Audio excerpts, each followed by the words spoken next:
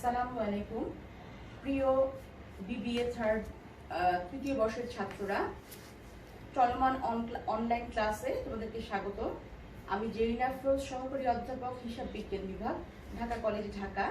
আজকে তোমাদের তোমাদের সিলেবাসের Act-3003 কস্ট অ্যাকাউন্টিং এই বিষয়ে আমি তোমাদেরকে আজকে চ্যাপ্টার 8-এ তোমাদের পড়াবো। তো আসো আমার ক্লাসে। আজকে আমি তোমাদের এই চ্যাপ্টার হচ্ছে প্রসেস কস্টিং। প্রসেস কস্টিং এর আজকে আমরা যেগুলো পড়াবো, what is process costing, nature of process costing, similarities between job order costing and process costing, dissimilarities between job order costing and process costing, steps of process costing, physical flow of cost, some important terms of process costing, accounting for normal loss and abnormal gain. এই জিনিসগুলো আজকে আমরা একটু আলোচনা করব। প্রথমেই আসো, what is process costing? Process costing is a method of costing used mainly in manufacturing where units are continuously mass produced through one or more process. In process costing, it is a process that is costed, unlike job costing where each job is costed separately. The method used is to take the total cost of the process and average it over the units of production. এখানে পার unit cost আমরা বের করা দেখিয়েছি, cost of units divided by expected output in cost. তাহলে process costing কি? Process costing হচ্ছে একটা continuous process. এইটা সাধারণত ম্যানুফ্যাকচারিং অর্গানাইজেশনে এই প্রসেস কস্টিংটা ইউজ হয়। এটা হচ্ছে একটা কন্টিনিউয়াস কস্টিং।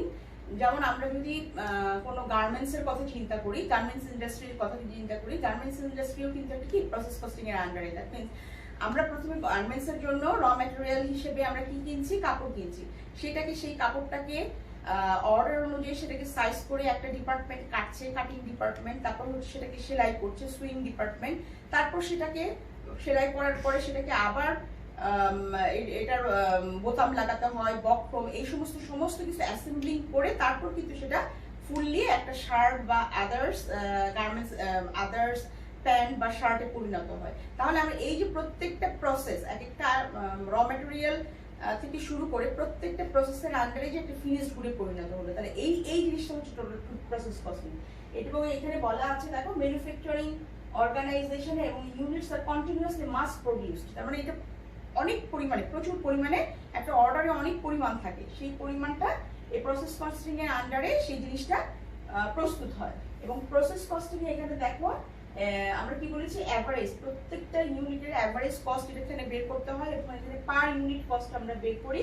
আমরা যে total cost of input, that means যে ইনপুটগুলো আসছে, র ম্যাটেরিয়াল, লেবার, ওভারহেড, আমরা পরবর্তীতে আরেকটু আলোচনা করব। তো এই ইনপুট যেগুলো আসলো এক্সপেক্টেড আউটপুট, এবং এই ইনপুট থেকে আমি কতগুলো ফিনিশড গুড বের করছি সেটা দিয়ে যদি ডিভাইড করি তাহলে আমি পার ইউনিট কস্টটা পেয়ে যাব। এরপরে আমরা দেখব, in process costing, process accounts are opened in the books of accounts for each process and all the expense relating to the process for the period is charged to the respective process account. এখানে একটু দেখো, এখানে আমরা process account একটা open করব, প্রত্যেকটা প্রসেসের জন্য একটা করে আলাদা অ্যাকাউন্ট খুলবো। আমরা পরবর্তীতে যে আমরা দেখবো কিভাবে প্রসেস অ্যাকাউন্ট খুলে। তাহলে এই এখানে খেয়াল করো, আমি একটু আগে উদাহরণ নিলাম, দেখো র ম্যাটেরিয়ালটা কোথায় ঢুকছে? প্রসেস 1 এ ঢুকছে। প্রসেস 1 এ সেখানে কিছু কাজ হবে। প্রসেস 1 এর কাজটা, দ্যাট মিন্স প্রসেস 1 এর যেটা ফিনিশ গুড সেটা প্রসেস 2 তে গিয়ে সেটাই হচ্ছে আবার সেটা কি প্রসেস হচ্ছে, ফার্দার প্রসেস হচ্ছে। এবং প্রসেস 3 তে গিয়ে প্রসেস 2 এর ফিনিশড গুডটা প্রসেস 3 তে গিয়ে আবার প্রসেস হচ্ছে ফার্দার, এবং লাস্ট অফ অল এটা ফিনিশড গুড হিসেবে বেরিয়ে আসছে। তার মানে এখানে তোমরা বুঝতে পারছো যে র ম্যাটেরিয়ালকে প্রত্যেকটা ডিপার্টমেন্ট আলাদা আলাদাভাবে প্রসেস করবে, এবং সেই প্রসেসটা একদম শেষে গিয়ে, এবং প্রত্যেকটা ডিপার্টমেন্টের র ম্যাটেরিয়াল, আরেকটা র ম্যাটেরিয়াল ফার্স্ট ডিপার্টমেন্ট যে প্রসেস করছে, র ম্যাটেরিয়ালটাকে প্রসেস করছে, এই প্রসেস 1 এর ফিনিশ গুডটা এই প্রসেস 2 তে চলে যাচ্ছে। প্রসেস 2 সেটাই আবার র ম্যাটেরিয়াল হিসেবে প্রসেস 2 সেটাকে আবার প্রসেস করে নিয়ে ফিনিশ গুড যেটা তৈরি করছে সেটা আবার প্রসেস 3, সেটা কি র ম্যাটেরিয়াল, সেটা প্রসেস 3 সেটাকে আবার প্রসেস করে নিয়ে দেন ফিনিশড গুড তৈরি হচ্ছে। এই হলো প্রসেস কস্টিং। এবং এখানে প্রত্যেকটা প্রসেসের আলাদা আলাদা ভাবে আমরা এখানে অ্যাকাউন্ট করি। যে এখানে দেখো প্রসেস অ্যাকাউন্টটা প্রত্যেকটা যে প্রসেস 1 2 3 প্রত্যেকটা প্রসেসের জন্য আলাদা আলাদা ভাবে আমরা এখানে অ্যাকাউন্ট করব। এরপরে দেখো process costing is employed by the industries whose production process is continuously and repetitive, as well as the output of one process is the input of another process. আমি একটু আগেই বললাম যে একটা প্রসেসের আউটপুট থেকে আরেকটা প্রসেসের ইনপুট। সুতরাং এখানে আমরা এক্সাম্পল কিছু দেখিয়েছি কোন কোন জায়গায় আমার এই প্রসেস কস্টিংটা অ্যাপ্লিকেবল। কেমিক্যাল ইন্ডাস্ট্রি দেখো, oil refiners, cement industry, textile industry, soap manufacturing industry, paper manufacturing industry এবং আরো অনেক so on। এগুলো সব ইউজ দিস মেথড, এই প্রসেস কস্টিং এর মেথডটা ইউজ করে। এরপরে আমরা দেখব nature of process costing. Process costing এর বৈশিষ্ট্যগুলো কি, নেচারগুলো কি। The plant has various divisions and each division is a stage of production। তার মানে এই প্রসেস কস্টিং এ বিভিন্ন ডিপার্টমেন্ট থাকবে, আমার বিভিন্ন ডিপার্টমেন্ট থাকবে এবং প্রত্যেকটা ডিপার্টমেন্টে একটা স্টেজ, প্রসেসের একটা স্টেজে আছে। The production is carried out continuously, continuous production হবে by way of simultaneous, standardized and sequential process। Continuous এটা production হতে থাকবে। The output of a process is the input of another। এটা অলরেডি বলেছি আমি। The production from the last process is transferred to the finished stock। Last process is transferred to the finished stock। The final production is homogeneous। এটা আমি প্রথমেই আমাদের ডেফিনিশনে বলেছি প্রত্যেকটা homogeneous product হবে। both direct and indirect costs are charged to the process। এখানে direct এবং indirect সবগুলো কস্টই আমার প্রসেস কস্টিং এ চার্জ করা হয়। আমরা পরে ফ্লো দেখব। The production may result in joint and by-product। Joint product থাকবে এবং কিছু বাই প্রোডাক্ট এখান থেকে বের হবে এই প্রসেস কস্টিং এ।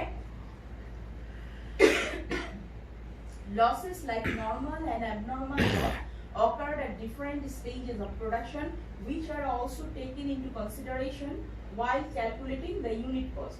আচ্ছা, যখন আমরা ইউনিট কস্ট গুলো বের করব তখন এখানে নরমাল এবং অ্যাবনরমাল লস, ম্যাটেরিয়ালের নরমাল এবং অ্যাবনরমাল লস কিছু থাকবেই। এখানে প্রত্যেকটা প্রসেসেই কিছু নরমাল এবং অ্যাবনরমাল লস থাকে। আমরা পরবর্তীতে দেখব নরমাল লসটা কি, অ্যাবনরমাল লসটা কি।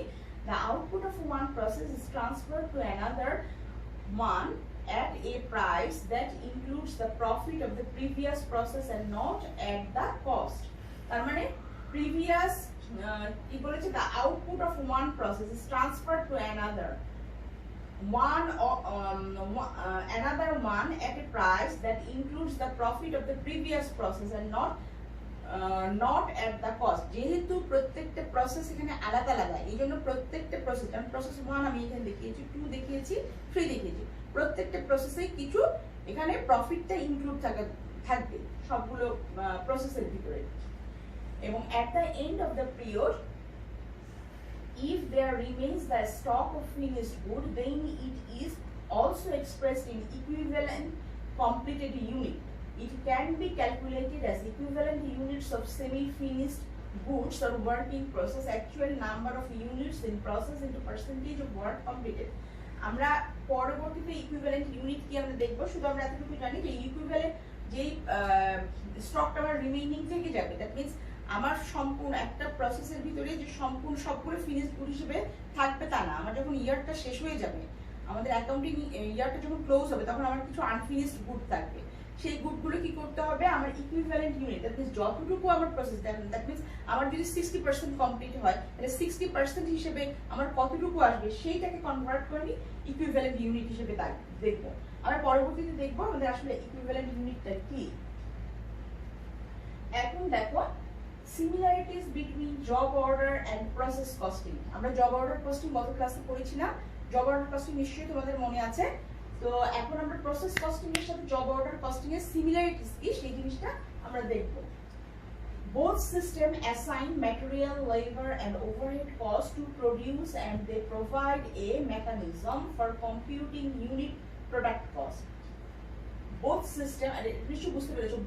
system assign material, labor and overhead costs to produce and they provide a mechanism for computing unit product cost. তার মানে প্রত্যেকটা দুইটা সিস্টেমই জব অর্ডার কস্টিং প্লাস হচ্ছে প্রসেস কস্টিং দুই জায়গায় আমার কি থাকবে র ম্যাটেরিয়াল থাকবে, লেবার থাকবে, ফ্যাক্টরি ওভারহেড থাকবে এবং এগুলোর প্রত্যেকটা কি ইউনিট প্রোডাক্ট কস্ট আমরা বের করে নিয়ে তারপর আমরা ক্যালকুলেশনটা করব আমাদের প্রোডাক্ট কতটা আমার টোটাল কস্ট হয়েছে সেই জিনিসটা দুইটা সিস্টেমের মধ্যেই আছে।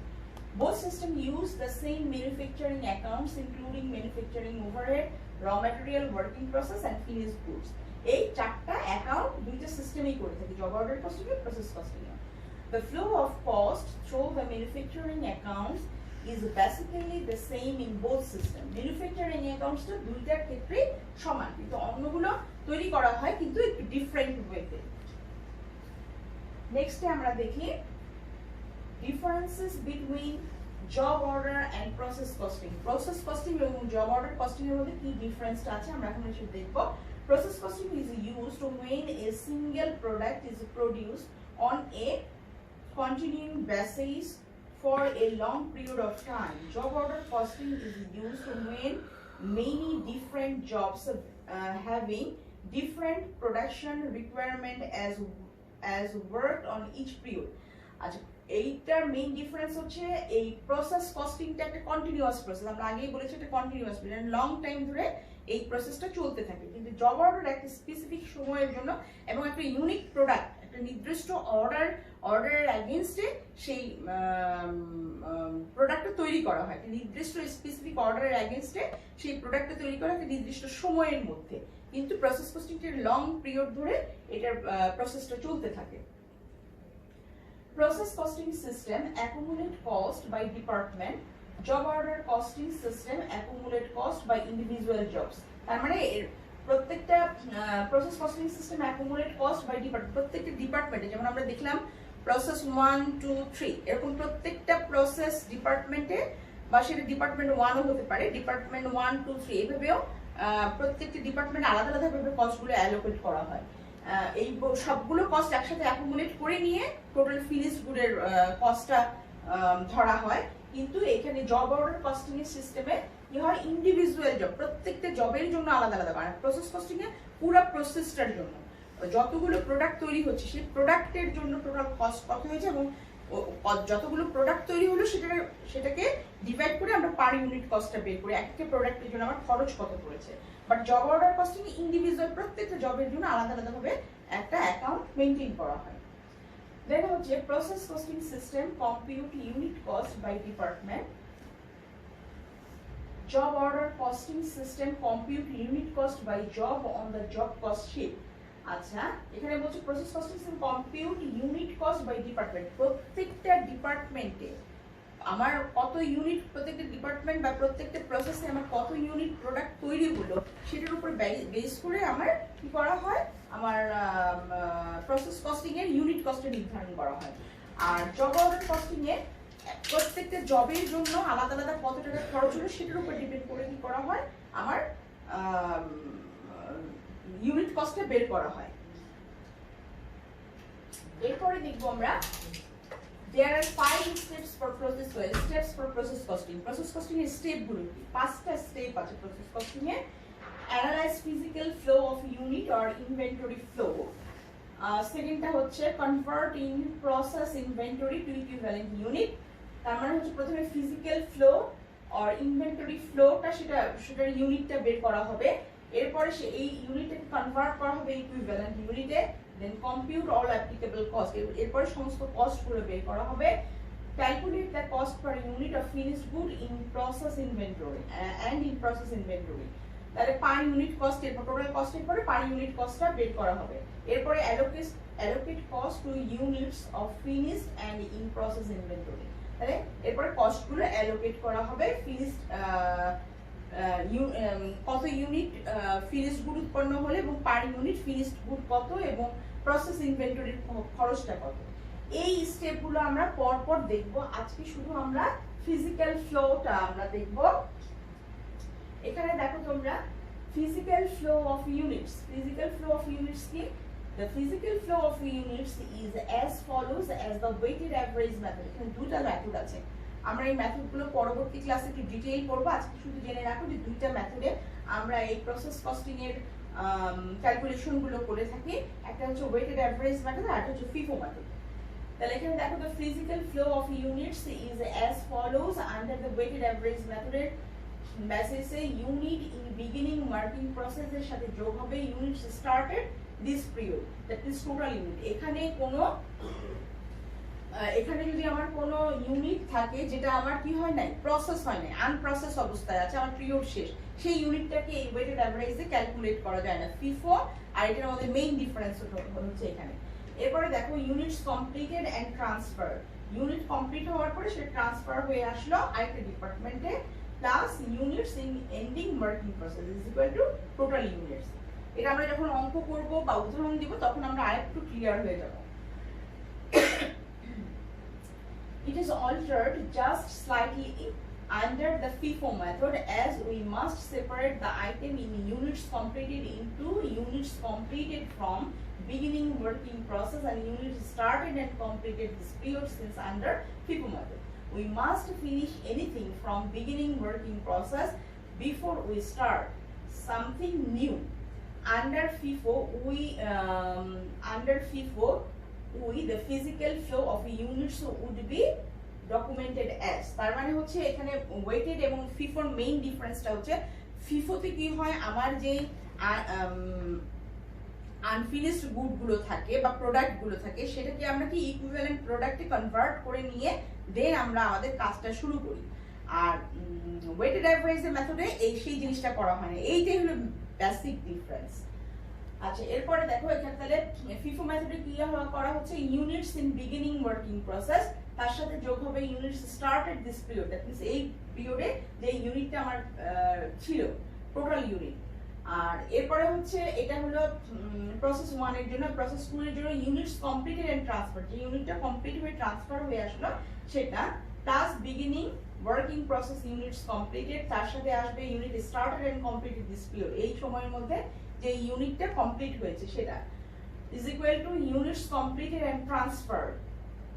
তার সাথে যোগ হবে units in working ending working process is equal to total units. আপাতত এটা আমরা জেনে রাখি, পরবর্তী যখন অঙ্ক করব তখন আমরা এটা আবার নিয়ে আসবো, নিয়ে এসে আমরা ক্লিয়ার হয়ে যাব। এরপরে দেখো job order cost and process cost flow. Job order cost flow খেয়াল করো, direct material, direct labour, manufacturing, overhead, এটা এখান থেকে কি করলো ওয়ার্কিং প্রসেস ইনভেন্টরিতে যাচ্ছে, জব 1, জব 2, জব 3 এই সবগুলো ওয়ার্কিং প্রসেস ইনভেন্টরিতে যাচ্ছে তিনটা জবের জন্য, সেপারেট জব এখানে। এরপরে আসছে এই তিনটা জব থেকে ফিনিশ গুডস ইনভেন্টরি বের হলো, এরপরে আসলো কস্ট অফ গুডস সোল্ড। আর এখানে তুমি প্রসেস কস্টিং এর ক্ষেত্রে কস্ট ফ্লোটা খেয়াল করো, আগের মতোই direct material, direct labour, manufacturing, overhead, সেটা কি করছে ওয়ার্কিং প্রসেস, এটা প্রসেস ওয়ার্কিং প্রসেসের ভিতরে আছে ডিপার্টমেন্ট এ তে, ডিপার্টমেন্ট এ থেকে ডিপার্টমেন্ট বি তে গেল ওয়ার্কিং প্রসেস ডিপার্টমেন্ট বি, এরপরে ফিনিশ গুডস ইনভেন্টরিতে চলে গেলে লাস্টে হলো কস্ট অফ গুডস। তার মানে আমরা দেখছি যে এই যে ডিপার্টমেন্ট 1 মেইন ডিফারেন্সটা এখানে বা সিমিলারিটিস আমরা আগেও পড়েছি যে এই প্রসেস কস্টিং এ কি হচ্ছে, ডিপার্টমেন্ট 1 এর যে আউটপুট সেটা হচ্ছে ডিপার্টমেন্ট বি এর ইনপুট। হ্যাঁ, কিন্তু এখানে কিন্তু তা না, জব অর্ডার কস্টিং এ কিন্তু তা না, এখানে হচ্ছে এই যে আমার কস্ট গুলো আছে, যে ডাইরেক্ট কস্ট গুলো আছে, এইগুলো কি প্রসেস ওয়ার্কিং প্রসেসে চলে যাবে, জব অর্ডার অনুযায়ী সেইগুলো ভাগ হয়ে যাবে, প্রত্যেকটা জবের জন্য আলাদা আলাদা ভাবে যাবে, সেই জব থেকে তারপর কি হচ্ছে প্রত্যেকটা জবের আলাদা আলাদা ফিনিশ গুডস তৈরি হচ্ছে, ফিনিশ গুডস ইনভেন্টরিতে যাবে, প্রত্যেকটা জবগুলোর থেকে আলাদা আলাদা ফিনিশ গুড ইনভেন্টরিতে যাবে এবং সেখান থেকে কস্ট অফ গুডস সোল্ডে আসবে। এই জিনিসটা আমরা কস্ট ফ্লোতে দেখছি। এরপরে দেখি some important terms of process costing. Process costing কিছু important term আছে, সেই টার্মগুলো আমরা একটু দেখব। In a manufacturing process, the number of units of output may not necessarily be the same as the number of units of input.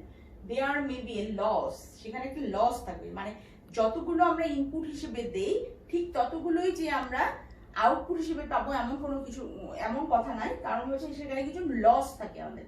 সেই লসটা বিভিন্ন ধরনের হতে পারে, যেমন এখানে আমরা দেখছি নরমাল লস। নরমাল লসটা কি? This is the term used to describe normal expected wastage under usual operating condition. This may be due to the reasons such as evaporation, testing or rejection. Normal loss হচ্ছে স্বাভাবিকভাবে একটা প্রসেসে কি করা হয়, normal এইভাবে ধরেই নেওয়া হয় যে আমার কিছু লস হবে। যেমন আমরা যদি কোনো খাবার প্রস্তুত করি, তাহলে ইসের ক্ষেত্রে যদি আমরা চিন্তা করি, কোনো চকলেট ফ্যাক্টরির কথা যদি চিন্তা করি, তাহলে কিছু চকলেট প্রডিউস করতে গেলে তখন কি হবে, তার কিছু অংশ কি করে ওয়ার্কাররা সেটা টেস্ট করবে। হ্যাঁ, এটা নরমাল লস, এটা জানা কথা, এটা হবেই, ঠিক আছে। এই জিনিসগুলো হচ্ছে নরমাল লস, মানে যেটা স্বাভাবিকভাবে হয়ে থাকে। অ্যাবনর্মাল লস হচ্ছে this is when a loss occurs over and above the normal expected loss. যেই লসটা এই যে আমরা একটু আগে দেখলাম আমার নরমাল লস, আমার এত, যেমন এখানে বলা থাকে 5 থেকে 10% বা 2 থেকে 5%, এরকম একটা এক্সপেকটেশন ধরেই নেওয়া হয়। আমরা যখন প্রসেস কস্টিং এর অঙ্ক করবো তখন তোমরা দেখবে এই জিনিসটা নরমালি ধরেই নেওয়া হয় যে এটা হচ্ছে আমার নরমাল লস। এর বাইরে যদি কোনো খরচ হয়, যেমন ওই নরমাল লসটা যদি 5% থেকে যে 10% হয় বা 8% হয়, তখন বাকিটা হচ্ছে অ্যাবনর্মাল লস। সেটাই বলা হয়েছে যে this is when a cost occurs over and above the normal expected loss. This may be due to the reasons such as faulty machinery or error by the laborers. কোনো মেশিনের ত্রুটির কারণে স্বাভাবিক ক্ষতির চেয়ে বেশি ক্ষতি হতে পারে, অথবা কোনো লেবারের কোনো ভুলের জন্য, শ্রমিকদের কোনো ভুলের জন্য সেটা হতে পারে। এরপরে দেখি অ্যাবনর্মাল গেইন। অ্যাবনর্মাল গেইনটা কি জিনিস? This occurs when the actual loss is lower than the normal loss. Normal লসটা আমি বলেছি যে প্রসেস কস্টিং এর ক্ষেত্রে অঙ্ক করার ক্ষেত্রে তুমি দেখবে নরমাল লস ধরেই নেওয়া হয় যে আমার ধরো 2 থেকে 5% মধ্যে আমার নরমাল লস হবে। যদি আমার নরমাল লস তার থেকে কম হয়, সে আমার 2 থেকে 5% না হয়ে 1% হলো, তাহলে কি এই যে আমি আগেরটা ধরলাম 2 থেকে 5% আমার নরমাল লস, তার থেকে যেহেতু কম হলো, ওই বাকিটুকু একের বেশি যতটুকু আগে যদি 5% ধরি, এখন যদি 2% হয় অ্যাকচুয়াল নরমাল লস, তাহলে বাকি রেস্ট অফ 3% হচ্ছে আমার abnormal gain. This occurs when the actual loss is lower than the normal loss. Normal loss এর থেকে যখন actual lossটা কম হবে, this would for example এটা হতে পারে be due to greater efficiency from newly produced machinery. নতুন কোনো মেশিনারি যদি নতুন করে এস্টাবলিশ করা হয়, তখন দেখা যায় যে পুরনো মেশিনের যে ক্যাপাসিটি ছিল তার থেকে নতুন মেশিনের ক্যাপাসিটি বেশি, তার এফিসিয়েন্সি অনেক বেশি হয়, যার জন্য নরমাল যে লসগুলো থাকে সেই লসগুলো কমে যায়। এটার কারণে অ্যাবনর্মাল গেইনটা আমার হতে পারে। ওয়ার্কিং প্রসেসটা কি জিনিস? This is the term used to describe units that are not yet complete at the end of the period. Opening working process is the number of incomplete units at the start of the process, and closing working process is the number at the end of the process. That means কোনো একটা working process মানে কি? Working process, কাজ চলছে, তার মধ্যে যেই অংশটা আমার সম্পূর্ণ হয় নাই বা আমার পিরিয়ড শেষ কিন্তু প্রসেসের ভিতরে আছে, সেটা হচ্ছে আমার ওয়ার্কিং প্রসেস। তাহলে ওয়ার্কিং প্রসেসের দুইটা ইনভেন্টরি থাকে, একটা বিগিনিং আর একটা হচ্ছে এন্ডিং। এন্ডিং ইনভেন্টরিটা পরবর্তী যে বিগিনিং হয়ে যায়। আচ্ছা, এরপরে দেখো স্ক্র্যাপ ভ্যালু। স্ক্র্যাপ ভ্যালুটা কি? Sometimes the outcome of a loss can be sold for a small value. হ্যাঁ, যেই লসটা হয় সেই লসটা কখনো কখনো অল্প কিছু দামে নামমাত্র মূল্যে বিক্রি করা যায়। For example, in the production of screws there may be a loss such as metal wastage. this may be sold at a scrap merchant for a fee. তার মানে আমাদের কোনো কিছু তৈরি করতে যে কিছু ওয়াস্টেজ থেকে, জাস্ট আমি যদি এইভাবে বলি স্ক্র্যাপ ভ্যালু, যেমন আমি একটু আগে প্রথমে তোমাদের উদাহরণ দিয়েছিলাম গার্মেন্টসে যখন কাজ করা হয় তখন কাপড় কাটার পরে কিছু কাপড় কিন্তু থেকে যায়, হ্যাঁ, সেই কাপড়টা যদি একটু বেশি থেকে যায় তাহলে সেটা অল্প মূল্যে বাইরে বিক্রি করা হয়, বা অনেক লট ধরে কাপড় আনানো পুরোটা লাগলো না, কিছু অল্প কিছু মূল্যে সেই কাপড়গুলো বিক্রি করে দেওয়া হলো, সেটাকে বলা হচ্ছে স্ক্র্যাপ ভ্যালু। এরপরে আমরা দেখি ইকুইভ্যালেন্ট ইউনিট, যেটা আমরা প্রথমে আলোচনা করেছিলাম একটু। ইকুইভ্যালেন্ট ইউনিট এখানে দেখো, this refers to a conversion of part completed units into an equivalent number of wholly completed units. For example, if 1000 cars are 40% completed, then the equivalent unit of the completed car would be 100 into 40% বলছে complete, তাহলে 40% কত হয়? 1000 টা গাড়ির মধ্যে 40% বলা আছে যে আমার কি হয়েছে, 40% আমার কমপ্লিট হয়েছে। For example 1000 cars are 40% complete, then the equivalent number of completed cars would be 400. বাকিটা ওয়ার্কিং প্রসেসে আছে। এখানে কি নোট দিয়েছি, if 1000 cars are 60% complete on the painting, যদি 60% কমপ্লিট হয় কোনো গাড়ির, 1000টা গাড়ির মধ্যে 60%টা পেইন্টিং কমপ্লিট হয়েছে, রং করা কমপ্লিট হয়েছে, but 40% complete on the testing, হ্যাঁ, টেস্টিং এর জন্য গাড়িটা ঠিক আছে কিনা সেই টেস্টিং এর জন্য 40% কমপ্লিট হয়েছে। Then equivalent unit will need to be established for each type of cost. প্রত্যেকটা কস্টের জন্য আলাদা আলাদা ভাবে আমাদের এই যে টেস্টিং এর জন্য আলাদা পার্সেন্টেজ হিসেবে আমাদেরকে কাউন্ট করতে হবে, ঠিক তেমনি আমাদের পেইন্টিং হিসেবে কতটা কার কমপ্লিট হয়েছে সেটার জন্য আলাদাভাবে আমাদের ইকুইভ্যালেন্ট ইউনিটটা কাউন্ট করতে হবে। এরপরে আমরা দেখব accounting for normal loss and abnormal gain. এই accounting for normal loss and abnormal গেইনটা আমরা কিভাবে এটার অ্যাকাউন্টিং মানে এটা কিভাবে আমরা অ্যাকাউন্টস করব বা কিভাবে ক্যালকুলেট করব অঙ্কের জন্য, সেই জিনিসটা এখন আমরা একটু দেখব। দেখো এখানে তোমার একটা ডেমো, তোমার কি দেয়া আছে, প্রসেস অ্যাকাউন্ট দেয়া আছে। আমি আগেই বলেছি যে প্রসেস অ্যাকাউন্ট প্রত্যেকটা প্রসেসের জন্য আলাদা আলাদা ভাবে অ্যাকাউন্ট করতে হবে। আমার প্রসেস 1 এর জন্য একটা অ্যাকাউন্ট করতে হবে, প্রসেস 2 এর জন্য একটা অ্যাকাউন্ট করতে হবে, প্রসেস 3 এর জন্য একটা অ্যাকাউন্ট করতে হবে, যদি প্রসেস 4 থাকে তাহলে 4 এর জন্য। তাহলে প্রত্যেকটা প্রসেসের জন্য ইন্ডিভিজুয়ালি একটা অ্যাকাউন্ট খুলতে হবে। এখানে বলেছে draw T account. T account আমরা আগেই শিখেছি, আমরা খতিয়ানে শিখেছিলাম টি ফর্ম বা T account for the process account. Process অ্যাকাউন্টের জন্য there may be more than one process. আমরা উদাহরণে দেখেছি আমাদের 2টা বা 3টা প্রসেস ছিল, one process, but start with the first one initially. প্রথমে ফার্স্ট প্রসেসের দিয়ে আমরা শুরু করব। fill in the information given in the question. কি কি দেয়া আছে দেখো, প্রসেস অ্যাকাউন্টে প্রথমেই দেখো এখানে আমি ডান দিক আর বাম দিক বলবো, যেহেতু আমার টি অ্যাকাউন্ট, এটা এখানে প্রসেস অ্যাকাউন্ট, এই টি অ্যাকাউন্টের প্রসেস অ্যাকাউন্ট টি ফর্মে আমার ডান দিকে যাবে ওপেনিং ওয়ার্কিং প্রসেস, এখানে একটা ইউনিটস দেয়া আছে আর ওখানে ডলার দেয়া আছে, বা টাকা, আমরা টাকাই করব, টাকার সাইন যেটাই হয়। ম্যাটেরিয়ালস আসবে, এরপরে লেবার আসবে, ওভারহেড আসবে, এরপরে কি আসবে, অ্যাবনরমাল গেইন। অ্যাবনরমাল গেইন যে এটা আমরা পড়েছি যে অ্যাবনরমাল গেইনটা কি, যে আমার নরমাল গেইন থেকে যদি কম গেইন হয় তাহলে সেটাই হচ্ছে নরমাল লস থেকে যদি কম লস হয় সেটাই হচ্ছে আমার অ্যাবনরমাল গেইন। সেই অ্যাবনরমাল গেইনটা তোমার বাঁ দিকে আসবে, আর ডান দিকে কি যাবে, নরমাল লস কত ইউনিট হয়েছে সেটা ট্রান্সফার, দ্য নরমাল লস করার পরে transfer to process 2 or finished good. That means এটা হচ্ছে তাহলে আমার শেষ হয়ে গেল এখানে, তাহলে প্রসেস 1 এর ফিনিশড গুড যত হবে সেটা আমার কোথায় চলে যাবে, প্রসেস 2 তে চলে যাবে। আর অ্যাবনরমাল লস যদি কোনোটা থাকে তাহলে abnormal loss closing working process, যে এই প্রসেস যদি প্রসেস 1 হয় তাহলে প্রসেস 1 এ ক্লোজিং ওয়ার্কিং প্রসেস কত আছে সেই জিনিসটা আমার লাস্টে হবে ক্লোজিং ওয়ার্কিং প্রসেস। এখানে ওপেনিং ওয়ার্কিং প্রসেস বাঁ দিকে বসছে এবং ক্লোজিং ওয়ার্কিং প্রসেস ডান দিকে বসছে। অ্যাবনরমাল গেইন এখানে আসছে, আর অ্যাবনরমাল লসটা, অ্যাবনরমাল গেইনটা বাঁ দিকে যাচ্ছে, অ্যাবনরমাল লসটা ডান দিকে যাচ্ছে, ঠিক আছে। আর নরমাল লস আমরা জানি যে ক্ষতি, হ্যাঁ, নরমাল লসটা দেখো প্রসেস অ্যাকাউন্টের এটা এটা আমার খরচ না, এটা হচ্ছে আমার ক্ষতি।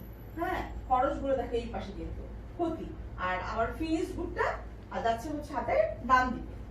এখন আমরা এটা গেল আমার স্টেপ 1, কিভাবে আমি একটা প্রসেস অ্যাকাউন্ট করব সেই জিনিসটা এখানে। এরপরে দেখো স্টেপ 2 তে দেখো ক্যালকুলেট দ্য নরমাল লস। এই যে আমার এখানে নরমাল লস আছে, calculate the normal loss in units and enter on the process account. আমরা নরমাল লসটা ক্যালকুলেট করব। আমার সাধারণত অঙ্কে নরমাল লস দেয়া থাকে না, বলা থাকে পার্সেন্টেজ, কিন্তু নরমাল লস দেয়া থাকে না, সেটা আমাদের ক্যালকুলেট করে দিতে হচ্ছে। সেটা আমরা ক্যালকুলেট করব। The value will be 0 unless there is a scrap value. এটার ভ্যালু 0 হতে পারে, যদি 0 হয় তাহলে সেখানে কিছু স্ক্র্যাপ ভ্যালু থাকবে, যেটা আমার যেটা হয়েছে সেটাকে আমি বিক্রি করেছি। স্টেপ 3 তে দেখছো যে calculate the abnormal loss or gain. এই যে আমার দেখো অ্যাবনরমাল লস, একটা অঙ্কে যদি অ্যাবনরমাল লস থাকে তাহলে অ্যাবনরমাল গেইন থাকবে না, আর যদি অ্যাবনরমাল গেইন থাকে তাহলে অ্যাবনরমাল লস থাকবে না। খুব স্বাভাবিক, এটা বোঝাই যাচ্ছে যে অ্যাবনরমাল হয় অ্যাবনরমাল গেইন হবে অথবা অ্যাবনরমাল লস হবে। তাহলে calculate the abnormal loss or gain, there wouldn't be both, আমরা কখনো দুইটা একসাথে থাকবে না, এটা আমরা জানি। enter the figure on the process account and open a T account for the abnormal loss or gain। তাহলে এটাও আমাদেরকে ক্যালকুলেট করতে হবে। Step 4, calculate the scrap value if any and enter it on the process account, open a T account to the scrap and debit it with the scrap value। তাহলে scrap ভ্যালুর জন্য আমাদের একটা আলাদা স্ক্র্যাপ অ্যাকাউন্ট খুলতে হবে। হ্যাঁ, ওখান থেকে যে টাকাটা আসবে, enter it on the process account, open T account for the scrap and debit it to the scrap value। এবং স্ক্র্যাপ ভ্যালু যে টাকাটা আসবে সেটা আমরা কি করব, আমরা আমাদের প্রসেস কস্টিং এর ভিতরে দিয়ে দিব। এরপরে দেখো নরমাল লসের example.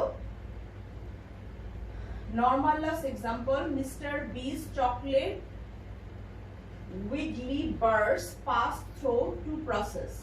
The data for the month just ended are এখানে চকলেট প্রসেসিং এর একটা ফ্যাক্টরির কথা বলা হয়েছে। এখানে দুটো প্রসেসে চকলেটটা প্রস্তুত হয়।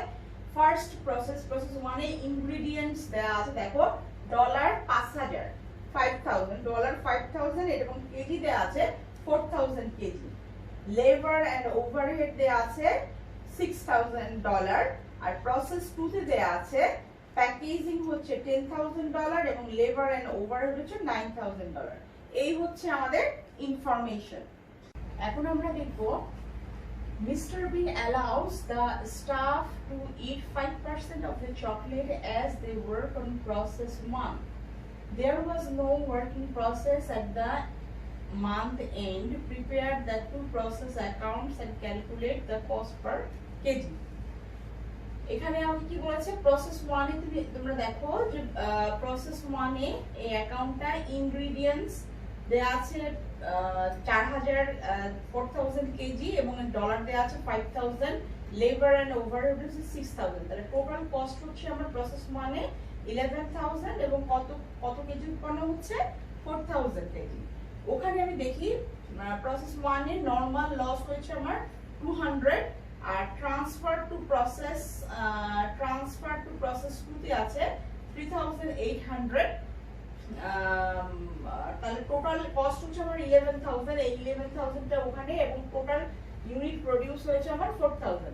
এখন আমরা যে জিনিসটা দেখবো, আমরা নরমাল লস ক্যালকুলেশনটা দেখি যে নরমাল লসটা কিভাবে ক্যালকুলেট করা। আমাদের প্রথমে কিন্তু বলা আছে, খেয়াল করো, 5% of the chocolate, হ্যাঁ, staff to eat 5% of chocolate as work on the process 1. process 1 এ যখন এমপ্লয়িরা কাজ করে তখনই কিন্তু আমাদের কি হয়েছে, তখনই আমাদের 5% চকলেট নরমাল লসের ভিতরে পড়ছে আর কি। 5% চকলেট তাদের খাবার জন্য অ্যালাউ আছে। So the staff normally eat 5% of the chocolate, so normal loss is 4000 into 5%. এই 4000 টা কত থেকে আসলো, 4000 টা থেকে আমরা এখানে এই যে দেখো 4000 ম্যাটেরিয়াল ছিল আমার, ইনগ্রেডিয়েন্টস, আমরা চকলেট তৈরির জন্য যে জিনিসগুলো ছিল সেটা হলো 4000। এই 4000 এই কেজিটার উপরে আমাদের হচ্ছে অরিজিনাল এই 4000 এর উপরে 5%, তাহলে 5% হচ্ছে 200 কেজি, যেটা আমার 200 কেজিটা কোথায় আসছে, এই যে দেখো 200 কেজি, তাহলে 200 কেজিটা আবার এভাবে আসলো। এরপরে দেখো there is no working process or scrap value or abnormal losses on the or gain, so we can now balance the account to obtain the amount transferred to process 2. সুতরাং আমরা সরাসরি প্রসেস 2 এ দিয়ে দিতে পারি। নাম্বার অফ কেজি ট্রান্সফার্ড সমান সমান KG input less normal loss. 4000 ছিল আমার অ্যাকচুয়াল কেজি, এবং এখান থেকে আমার নরমাল লস হলো কত, 200, তাহলে আমার 3800 কেজি, যেটা আমি আগে দেখেছি এই যে 3800 কেজি 3800 কেজি কি হচ্ছে আমার প্রসেস 2 তে যে চলে যাচ্ছে। এখন প্রসেস 2 এর অ্যাকাউন্ট আমরা খেয়াল করি। প্রসেস 2 অ্যাকাউন্ট দেখো ট্রান্সফারড ফ্রম প্রসেস 1 থেকে আমার ট্রান্সফার হয়ে আসছে কত 3800 কেজি, এবং আমার অ্যামাউন্ট হচ্ছে 11000। এখানে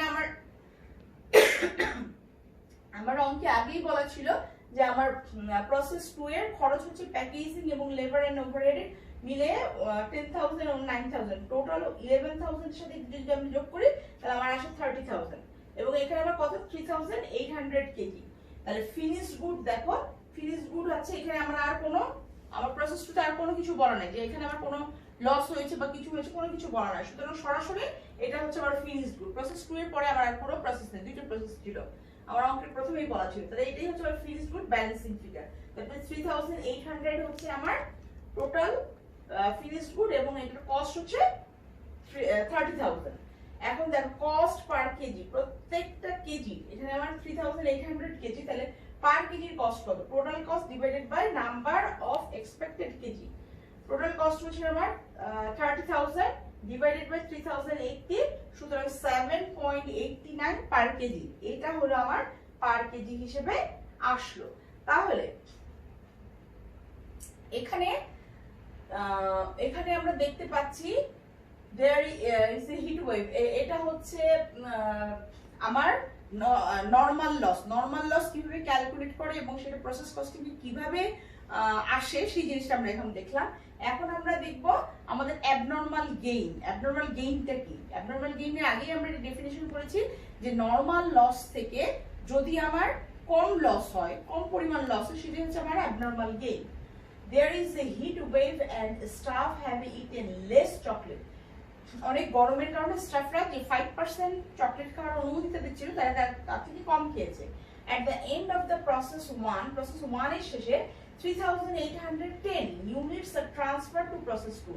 দেখা যাচ্ছে 3810 ইউনিটস কি হচ্ছে আমার প্রসেস 2 তে যাচ্ছে। আমরা আগে অঙ্কে দেখেছিলাম আমার কত গিয়েছে, আমরা আগের অঙ্কে দেখেছিলাম আমরা আমাদের 3800 ইউনিট গিয়েছে, কিন্তু এখন 10 ইউনিটস বেশি যাচ্ছে।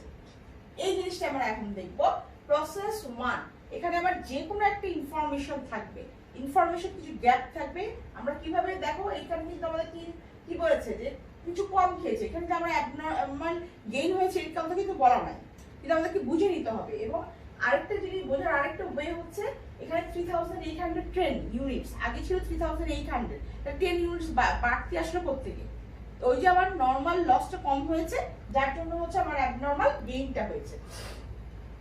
এখন আমরা দেখছি আগেরটাই প্রসেস 1 এ আমরা যে ইনফরমেশন ছিল আগে যেটা করেছিলাম ঠিক সেম ভাবে ইনগ্রেডিয়েন্টস দেওয়া আছে আমার 4000 কেজি, আর কস্টিং হচ্ছে 5000, লেবার এন্ড ওভারহেড আছে 6000। এখানে দেখো এই যে অ্যাবনরমাল গেইন ওয়ার্কিং 2 এর ভিতরে আমরা দেখব যে অ্যাবনরমাল গেইন আমাদের কিভাবে ক্যালকুলেট করে। একটু পরে আসছি, এখানে দেখো 1029 এর কস্ট। আর আমার আগের মতোই অ্যাবনরমাল লস ছিল কত 200 কেজি ট্রান্সফার টু প্রসেস 2, যেটা আমার প্রসেস 2 তে ট্রান্সফার হচ্ছে। এই প্রথমেই বলা আছে 3810 ইউনিটস আমার হচ্ছে প্রসেস 2 তে ট্রান্সফার হচ্ছে। এটা টোটাল হচ্ছে আমার এখানে কত, আগে ছিল 200 নরমাল লস হয়েছে আর এখন ট্রান্সফার হচ্ছে এটা টোটাল হচ্ছে 4010 ইউনিটস আমার টোটালি প্রসেস 1 এর টোটাল আমার প্রোডিউস হয়েছে, এবং এটার কস্টিং হচ্ছে 11029। এখন আমরা দেখব এই যে আমাদের অ্যাবনরমাল গেইনটা আছে এটা কিভাবে ক্যালকুলেট করে। এখানে খেয়াল করো ওয়ার্কিংসে বলা আছে as the T account should balance the abnormal gain। Abnormal গেইনটা কত 4010, এই যে 4010 কেজি মাইনাস 4000। এখানে একটা জিনিস খেয়াল করো, আমি এই 10টা কিভাবে পেলাম, আমি এখানে আমার কিন্তু বলা নাই কিভাবে পেলাম আমার ব্যালেন্সিং ফিগার। আমার এখানে কিন্তু প্রথমে বলা আছে 3810 ইউনিটস কি হয়েছে আমার প্রসেস টুতে ট্রান্সফার হয়েছে। সরাসরি যদি আমরা এটা দিয়ে দেই, আগে ছিল আমার 200 ইউনিট আমার কি নরমাল লস হয়েছে, তাহলে দুইটি যদি যোগ করি আমার আসবে কত 4010। এই জিনিসটাই আমি এখানে বসাবো, তাহলে আমার ব্যালেন্সিং ফিগার কত 10, এখান থেকে বোঝা যায়। তাহলে আমার 4000 অ্যাবনরমাল গেইন হচ্ছে 4010 কেজি মাইনাস 4000 কেজি, অতএব 10 কেজি হচ্ছে আমার অ্যাবনরমাল গেইন। এখন এটা কস্ট কত, অ্যাবনরমাল গেইনের কস্ট কত, কস্ট আমরা কিভাবে করব, cost per KG, cost incurred 11000, cost incurred হচ্ছে 11000। কিভাবে 11000 হলো একটু খেয়াল করো, এই যে 5000 আর 6000 মিলে কত হলো 11000, কারণ এইটার কস্ট আমি নির্ণয় করব, এইটার কস্টটা নির্ণয় করব। সুতরাং এই দুটো যোগ করে আবার 11000 হলো, এই জন্য এখানে 11000 divided by expected output in KG. Expected output কত 4000, 4000 আমার এক্সপেক্টেড আউটপুট, এই যেটা 4000, মানে 4000 এর জন্য আমার খরচ হচ্ছে এই টাকাটা, তাহলে 4000 হচ্ছে আমার এটা, এবং 95% কোথা থেকে আসলো, 95% এর জন্য আমার খরচ হচ্ছে 11000। 95% কোথা থেকে হলো, আমার নরমাল লস ছিল 5%, আগে বলা ছিল, তাহলে নরমাল লস যদি আমরা বাদ দেই তাহলে 95% কি হচ্ছে আমার প্রোডিউস হচ্ছে। তাহলে এখানে 95% যদি আমি করি তাহলে আবার 2.89 হচ্ছে আমার কস্ট পার কেজি। প্রত্যেকটা ইসের কস্ট হচ্ছে আমার 2.89, তাহলে 10 দিয়ে যদি আমি গুণ দেই তাহলে আমার এই যে 29 চলে আসে। এই হলো আমার নরমাল অ্যাবনরমাল গেইন ক্যালকুলেট করার ওয়ে। এরপরে দেখো এটা হচ্ছে আমার প্রসেস 1 শেষ হলো, এখন প্রসেস 2 তে দেখি।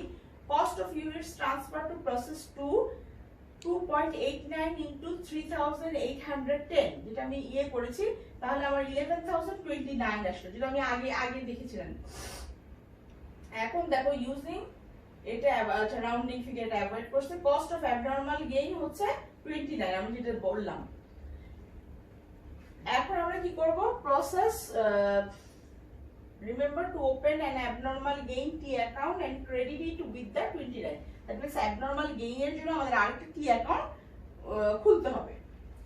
এখন প্রসেস 2 তে দেখো, ট্রান্সফার ফ্রম প্রসেস 1 381, যেটা আমার আগেই বলা ছিল যে প্রসেস 2 তে আমি একটা ইউনিট নিয়ে এসেছি, এইটার বেসিস করেই আমি অ্যাবনরমাল গেইনটা ক্যালকুলেট করেছি, এবং আমার কস্টিং হচ্ছে 11029।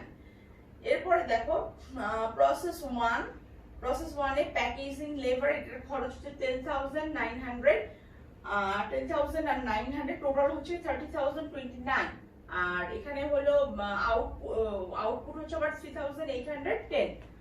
ফিনিশড গুড, যেহেতু আমার প্রসেস 2 পর্যন্তই আছে, ফিনিশড গুড আমার 3810 এবং ব্যালেন্সিং ফিগারটা, আর কস্টিং হচ্ছে 30029। এখন কস্ট পার কেজি আমি বের করব আগের মতোই, 3000 টোটাল কস্ট হচ্ছে 3029 divided by total output 3810, that means আমার পার কস্ট পার কেজি হচ্ছে আমার 7.88। এই হচ্ছে আমার আজকে এই পর্যন্তই ছিল আমাদের। তাহলে আমরা এই টোটাল ক্লাসে আমরা প্রসেস কস্টিং কি সেটা শিখলাম, প্রসেস কস্টিং ফিচারগুলো কি প্রসেস কস্টিং এর, এবং এখানে প্রসেস কস্টিং এর যে কিছু টার্ম আছে, কিছু ইম্পর্টেন্ট জিনিস আছে, এবং এটার সাথে জব অর্ডার কস্টিং এর কি সিমিলারিটিস ডিসিমিলারিটিস সেই জিনিসটা দেখলাম, কস্ট ফ্লোটা কি সেটা সেই জিনিসটা আমরা দেখলাম, এবং সেই সাথে আমরা আরো কিছু প্রসেস কস্টিং কিছু ইম্পর্টেন্ট টার্ম, নরমাল লস কি অ্যাবনরমাল লস কি সেটা কিভাবে হিসাবভুক্ত করা হয়, কিভাবে ক্যালকুলেট করা হয়। পরবর্তীতে আমরা যখন প্রসেস কস্টিং অঙ্কগুলো করব তখন আমরা দেখতে পাবো যে কিভাবে আমাদের নরমাল, এটা আমি পরবর্তী ক্লাসে আর দেখাবো না, কারণ হচ্ছে আমি এখানে ক্যালকুলেট করা শিখিয়ে দিয়েছি তোমাদেরকে, আমি কিছু অ্যাসাইনমেন্ট দিব, সেই অনুযায়ী তোমরা কাজ করবে এবং ফুল একটা অঙ্ক আমি তোমাদেরকে দেখাবো। তো এইভাবে কিভাবে আমরা নরমাল লস ক্যালকুলেট করব, কিভাবে অ্যাবনরমাল গেইন ক্যালকুলেট করব, এটা আমরা দেখলাম। এরপর আমরা অ্যাবনরমাল লসটা দেখব পরবর্তী ক্লাসে। তো এই ছিল আজকে আমার ক্লাস। তো সবাইকে আমার ক্লাস আগামীতে দেখার আমন্ত্রণ জানিয়ে আজকে শেষ করছি। আল্লাহ হাফেজ।